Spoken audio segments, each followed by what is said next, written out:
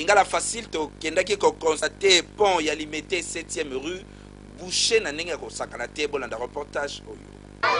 Bota la conséquence ya inondation oyo esalamaka awa tozali na quartier Mombele na commune ya Limete na avenue Yassa.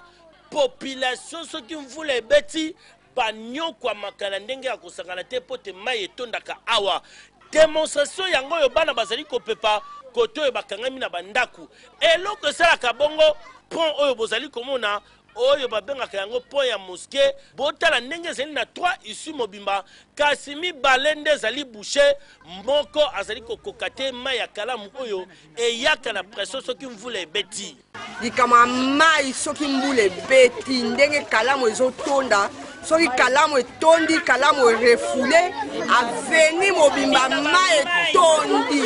Tosengi na gouvernement donc bakire kalamu ndenge bakiraka kalamu ya bongolo kuna oyo bakiraka yango te mbula to fanga kabwe pe bato bakodina bandaka za kubuka na biloko kotiona mai donc moyen ça kaka.